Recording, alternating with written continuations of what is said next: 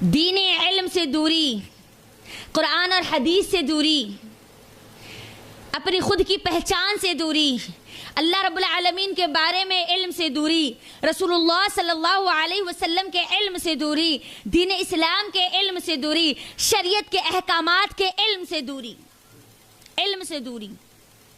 اللہ اکبر. اور اس علم سے دوری کی وجہ سے ہوا کیا؟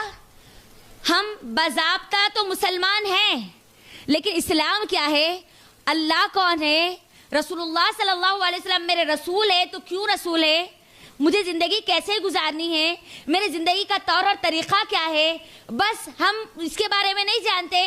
کھا لے، پی لے، جی لے، صبح ہو رہی، شام ہو رہی، عمر یوں ہی پوری تمام ہو رہی، ختم، خلاص، یہی زندگی ختم. لا علمی، جانوروں کی طرح زندگی. مسلمان ہیں ہم، مسلمان کی زندگی اور غیر مسلم کی زندگی کبھی برابر نہیں ہو سکتی. آج ہماری لڑکیاں بھگوا محبت کے جال میں، بھگوا لو ٹریپ میں کیوں پھنس رہی ہے؟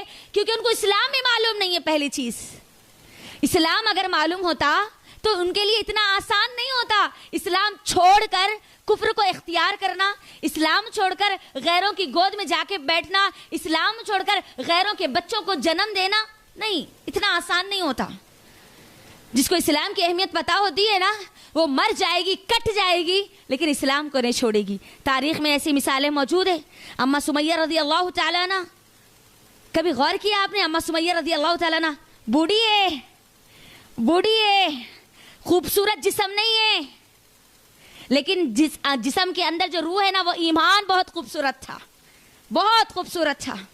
آیا ابو جہل، کہا اے سمیہ، تو بوڑھیا ہے، عمر تیری 60 سے 65 ہو چکی ہے، ہڈیاں پوری کمزور ہو چکی ہے، تیرا جسم پورا لٹک رہا ہے.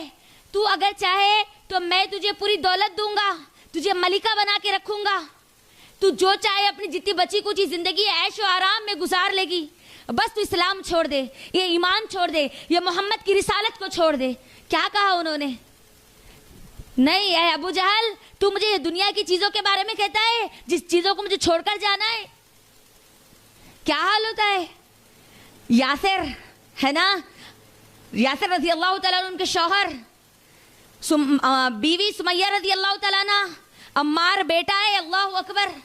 عمار رضی اللہ تعالیٰ عنہ اللہ کے نبی صلی اللہ علیہ وسلم کے پاس آتے، روتے ہوئے آتے، اے اللہ کے نبی صلی اللہ علیہ وسلم، میں کیسے دیکھوں میری ماں کو میرے سامنے 2 ٹکڑے کیا جا رہا ہے، 2 ٹکڑے میں کاٹا جا رہا. یا رب، اللہ کے نبی کے سامنے آتے، اللہ کے نبی کے